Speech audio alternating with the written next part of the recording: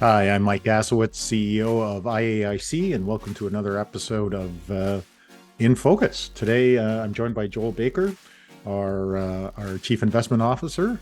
Welcome, Joel. Morning, Mike. Thanks for having me. Good to have you on the show.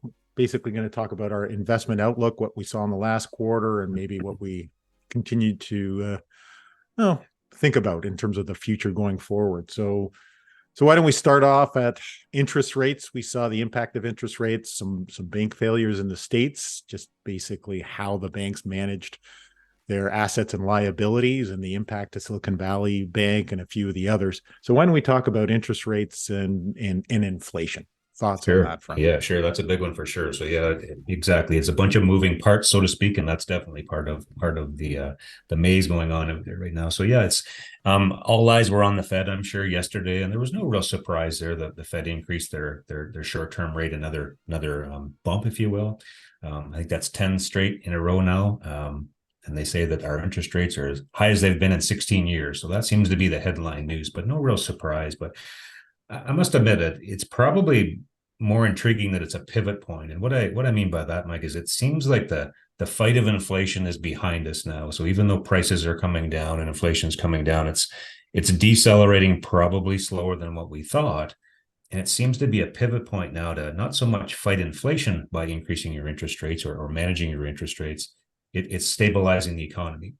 And that's a Mm-hmm. biggie because it affects practically everything. And we'll talk about a few of these things today, but that's a key point there of I think there's this change in focus now of the interest rate strategy from fighting inflation to stabilizing the economy. So I think that's what we're sort of seeing now, that the Fed's probably going to stop raising interest rates. That seems to be the language now, and it probably surprises nobody. But interesting how the projections are coming in now for a high probability of a rate cut by the end of the year, and that's just hard to fathom as investors. That boy, oh It boy, we is. went all through the interest rate increases, and now the smart money or the big players, if you will, are predicting a cut, and you think, Right. boy, oh boy, what does that mean exactly? So, yeah, a lot of moving parts. That's the simple way to sort of say that conclusion there, but. For sure. Definitely, it's doing what it meant to be. So inflation seems to be coming down, depending on what you look at as your gauge and what timeline you're looking at. But generally speaking, it seems to be working. So that's So the in terms of core. working, why don't we shift then into the economic indicators? What are you seeing on Yeah, that and that's a front? big one. So we're trying to keep on top of that as much as we can, because I must admit that the indicators aren't really all that great right now. And again, I'll Hmm. explain what I mean by that. There's a couple key ones that we look at. Last time you and I spoke, we were sort of looking at corporate profits and consensus estimates and things like that. And that kind of shifts into the economic indicator front. And there's two key ones that we watch, Mike. One is sort of the inverted yield curve, and that's kind of tied to the interest rates. And I'm sure all listeners have seen that in the headlines and kind of getting sick about reading it. But it's interesting when you sort of lift the hood on some of the data. Basically, the inverted yield curve reflects that shorter term bonds are paying more than longer term bonds. It's really that Right. simple. But it's interesting to look at the predictions or the projections, I should say, that they think it's going to be inverted for basically another year. Hmm. So that's to me, that's powerful, that we're going to have this inversion for another year. And why we sort of choose one of those indicators as key is it's a very, very good high probability of indicating a recession. Right. So an inverted yield curve is kind of a negative in terms of predicting a recession coming down the pipe. So I'll come Yeah. I back mean, to at that. the end of the, oh, sorry, go Yeah, I was ahead. going to say I'll come back to that year in a second because it's kind of intriguing. The other indicator we look at is basically a gauge. We call it the ISM, which basically is a gauge that the purchasing managers index is and Right. basically everything that flows into economic activity goes into this gauge, if you will. And they kind of break it out between goods and services. So the goods has trended down below this imaginary line of 50, or this gauge of 50. And this, why I'm sorry of saying it that way, is this 50 indicator is bad news. And so back to that same analogy there, if it goes under 50, it's a very high probability of predicting a recession. Right. Now, the counter to Yeah. that is the services have been good. So that's something different now that we haven't experienced for probably since COVID. Right. But we're opening up, we're back on planes, we're in restaurants, the resorts are full. So all that's good in terms of the services, but it's still dangerously close to 50, even though it's going up. So Anecdotally, I was chatting with my dad, works in a machine shop in Kitchener Waterloo, and sure enough, the guys on the floor always look at the raw material coming in before mm, what gets processed. And he was telling me weeks ago that the raw material's not coming in. So you see, and sure enough, there. I know that's only a single anecdote, but it looked that's like right. things were slowing down, and Yeah, they've been busy for quite some time. So yeah, right. so And even to take that one step further, so one of the interesting parts statistically is that these indicators sort of lead a recession by 11 months. So right, call it a year. And so back to what I was saying about the inverted yield curve, the fact that it's going to be inverted for another year doesn't really look all that favorable from an economic indicators perspective. So right, so again, right. we think we'll probably will see some recessionary times here, some slowbacks, some pullbacks, some slowdowns, I should say, from an economic indicator perspective. So Right. Yeah. Fair yeah, enough. So yeah. why don't we shift then in terms of corporate profits? Yeah. How So did yeah, they? so we're Yeah. just into earnings seasons now. And so last time you and I chatted, we saw sort of a trend, if you will, that the margins were sort of getting smaller, or our sort of estimated corporate profits was decreasing. Now that we've got the full quarter under our belt, we are seeing that revenues are slowing too. So again, that's not great news, but not the end of the world, if you will. So one of the things that's kind of intriguing there is that from here on into the end of the year, it seems to be a reversal. So they're starting to see projected earnings increase into 2024. So any sort of an earnings recession, to use that phrase, is kind of short-lived. So some are Right. arguing that we're at the bottom and things are going to get better. That's maybe a little bit bullish, but at the end of the day, it's the negative sort of growth in earnings is stopping and maybe leveling off and heading the other way.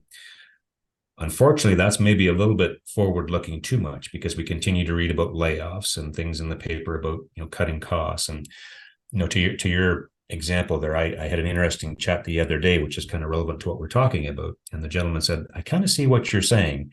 Everybody's costs is someone else's revenue. Right. So if they're starting to cut costs, that's affecting someone else's revenue, which then they cut their own costs, which affects someone else's revenue. And I said, that's a perfect way to look at it. So we're seeing those examples now with regards to companies cutting their costs and laying people off, and just how you use that example of raw materials. So Right. again, it's just kind of affecting the economy that way. So a little bit of that going on, but again, going forward, there seems to be sort of a bullish mood that the earnings estimates are increasing. Again, looking at what we're seeing under the hood, all of the sectors now are trending down with regards to consensus earnings for 2023. So that's just kind of putting it back into perspective. We're probably going to go through a little bit of turbulent times here before we see that reversal happening. Right.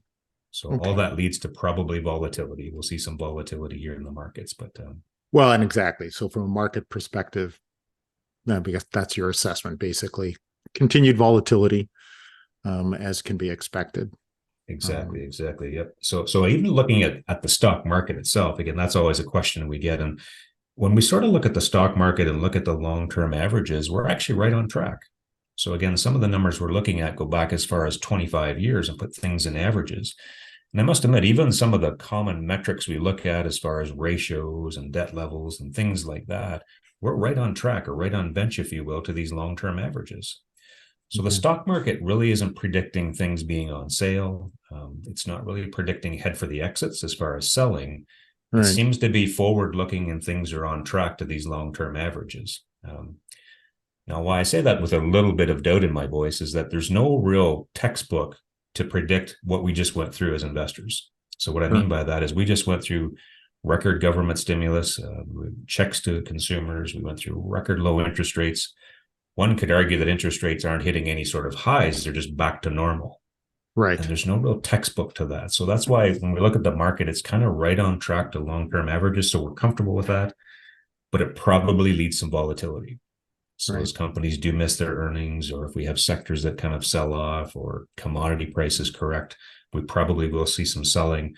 There's a lot of these moving parts that are getting priced into those companies, into those risk metrics, into those industries, that while all that's happening, we're going to see volatility in prices. So we're expecting volatility, and to use that sports analogy, I guess I have to plug the Maple Leafs here a little bit, but to use the hockey analogy, we're playing in more defense than offense right now. We're kind of sticking Right. to the principles here and staying diversified and buying the blue chip, the dividend paying companies is sort of a way to wade through this volatility or expected volatility.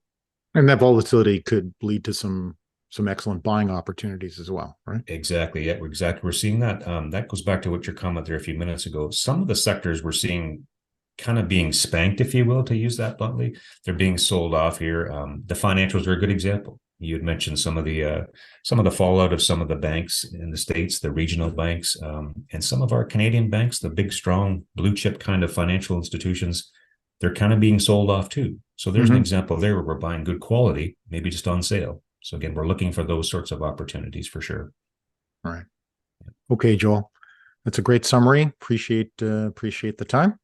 Okay, thank you. Anytime. All right, folks, if you have any questions, don't hesitate to chat with your accounting firm financial advisor or talk to your portfolio manager, or don't hesitate to reach out to me. Take care, everyone.